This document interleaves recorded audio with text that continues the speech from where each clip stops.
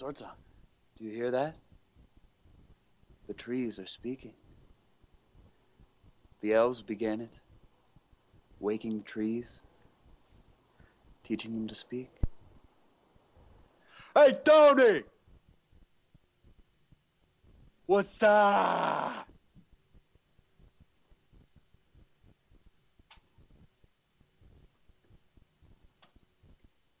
Yeah, all right, Tony. All right, talk to you later. Welcome to Inside of the Outside with Sword Song and Disco, where everything's made up and the points don't matter. I think that might be copyright infringement. It's not copyright infringement. You can't Yeah. copyright improv. We're sued. We've been sued now. Drew Carey's gonna sue us. Drew Carey is going to sue us That would be personally.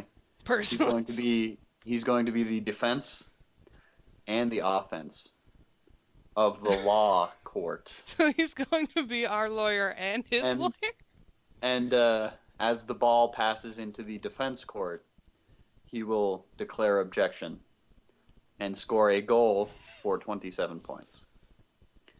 27 points. I don't think you know how court or basketball works. I don't think I do, no. So today's topic is favorite childhood books, and we're going to talk about that and see where it leads us. So, Disco, what's your favorite childhood book? It is this one. It's called Five Children and It by E. Nesbit. I don't know what the E stands for. Mrs. Nesbit. Mrs. Nesbit. Yeah, and it's a story of a creepy little troll thing that comes out of a sandbox and offers children wishes, but the wishes always have a terrible moral lesson, and then the children all die. I think. I don't know, it's been a while. I think that sounds like it's going to end up in molestation. What, Like creepy a- little goblin coming out of the sand? Yeah, like a creepy old thing climbs out of a sandbox and like, hey kid, I'll grant your wishes. And you're like, ah, and then boom. Bad times were had for all. Yeah, bad touch. And Sword Song, my dear, what is your favorite childhood book? I liked The Pokey Little Puppy. The Pokey Little Puppy? Yeah. Sounds a lot more innocent and less molesty than Yeah, it my didn't really fiction. have any morals. It was a puppy who would escape and then go see things. And then all of his puppy brothers would run back home and eat all of the delicious food that for some reason their dog mom with no thumbs was able to cook. Like porridge and steaks and stuff. And then the pokey little puppy would come home because he was too busy experiencing life. And then her mom would be like, you're a terrible person. You can't eat. And she would, for like 5 days in a row, send him to bed without food. So it's kind of a story about child abuse. Yeah, good lesson. Yeah. But Don't feed your kids, folks. Yeah. Especially if they're out experiencing things and learning stuff. I used to make Yeah. my grandma read me that book like over and over and over. Cool. Did the Pokey Little Puppy eventually learn that staying home and being a stagnant entity is what got him food? No. But they put a sign up like, no pokey little puppies digging under this fence. I'm like, it's a dog, it can't read. As a kid, I loved the book. As an adult, I'm like, wow, this is kind of stupid. Mm. Same thing with The Giving Tree. Did you ever read The Giving Tree? No. That book is sad. Well, this tree gave him everything. Everything.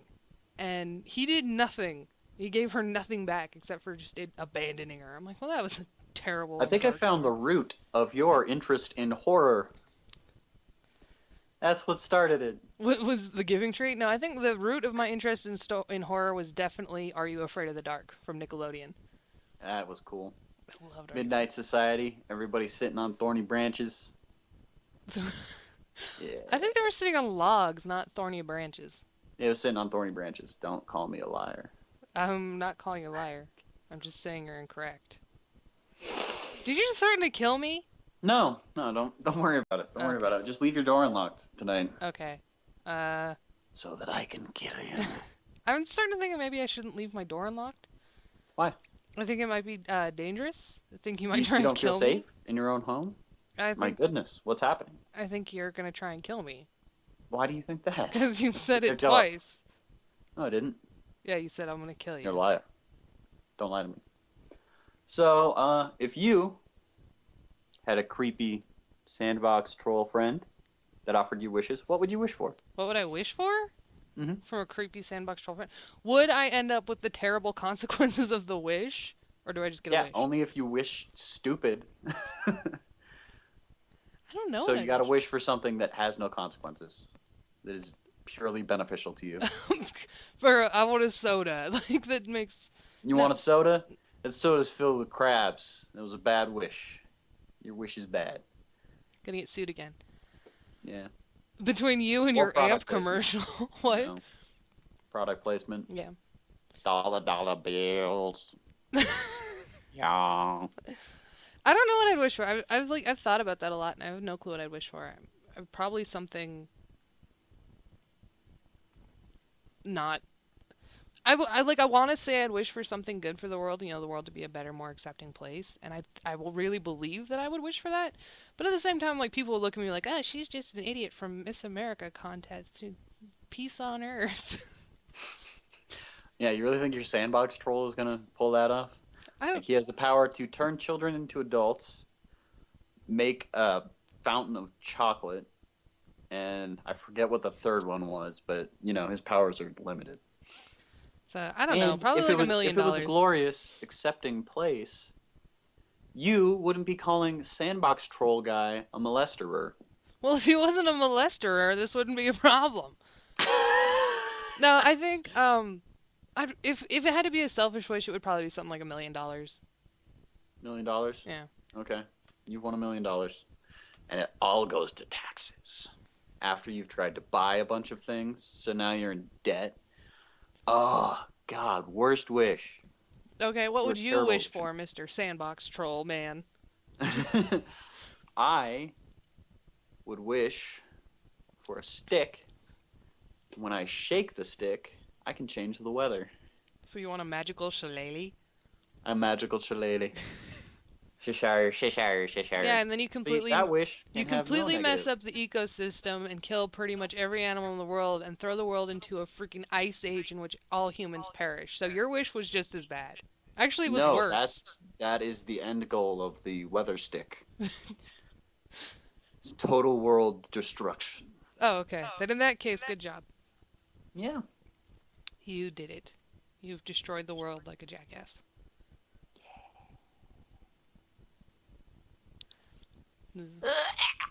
One of these days, I'm gonna put in my contacts. I'm gonna show you my contacts. I think the quality of this show is degrading rapidly. degrading. I don't think it ever like built up. Okay. But what will our 32 million fans think? I don't know. I'm sure they'll support us through thick and thin. What about Jeremiah? Jeremiah's kind of a douche. I don't mind if he stops being our fan. Okay. Hear that, Jeremiah? Fuck We don't you. like you personally. We're gonna come to your house and we're gonna throw eggs at your car. No, did I ever tell you the story? Oh, where you Oh. fried the eggs? Yeah. Yeah. So here's how you egg somebody's car. Get about 24 eggs, fry them all up, put them on little paper plates, and set them gingerly all over somebody's car. And then call them up and say, "We egged your car, man!" And then they take a shit in their pants. A And then they go rage see shit. what they waddle outside so that the shit doesn't like rub up against the interior of their rectum. Ugh. And they're like, "Oh, you got me." We did that once. We kind of stole your idea, except we did it with deviled eggs, Nice. and we did it to one certain Satanist from high school who Okay. happens to So love. you took the Polish approach. Yeah, To pranking. and we did the same thing. But what was hilarious about this is he came out and saw the deviled eggs all over his car, and instead of being mad or just any reaction, he just started eating them. He just came out and Someone's a grabbed. lard ass, I think. Yes. Well, he wasn't necessarily the brightest bulb in the box. And if he's watching and knows it's him, like, screw you, you're an ass. Cool. Like, I hate Yeah, that. take that guy. Probably Gary. Dude, was there even a Gary One in our of school? those. What? Was there even a Gary in our school?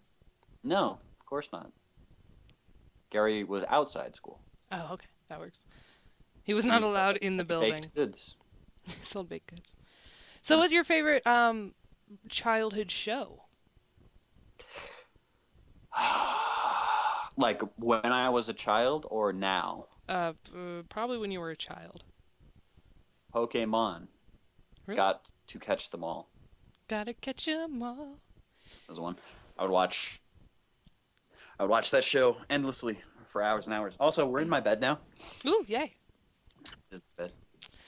I liked Gargoyles. I mean, when Pokemon came out, I was super into Pokemon, and it was an accident that I even started watching it.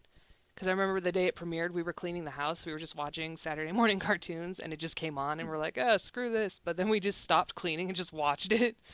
Like, this is the best Pokemon thing does ever. that.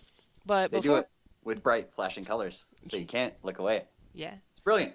But before Brilliant. Pokemon, I loved Gargoyles because it was an interesting show, and it didn't underestimate my ability as a child to follow in-depth storylines. Which is cool. That was a great show. Yeah. I appreciate your choice, and I appreciate you I as appreciate a you person. But you know who I appreciate more than all of that?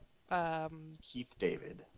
Keith David? Keith David is the best. He's the guy who played the blue gargoyle. Oh, Goliath. And he talks like, Oh, yeah. Ooba, ooba. He also did the voice for Dr. Facilier in Princess and the Frog. Don't you disrespect me, little man. Yeah. Don't you derogate or deride. You know, it's because Dr. Facilier, the Shadow Man, is Facilier. yeah, he's so cool. Learn to speak French. God, no. so American. I hate French. I bet you don't even speak any more than 4 languages. I know, right? I speak Japanese. Like, that's English, Japanese. That's it. No, but Anyway, you were saying something interesting before I derailed you. yeah. No, I really liked Shadow Man. I thought he was really cool, and he was kind of an intimidating bad guy, but he died like a bitch, just like the rest of them. Yeah. Like with I know. Scar. Scar's a boss. Like, he's cool. He's possibly the coolest Disney song ever. I love Scar. And then he's all like, oh, don't kill me. I'm a pansy. I'm like, you know what? Die like a man. Go out like you lived. Like, just kick some ass, man. Yeah, die like you lived. Encased in chocolate.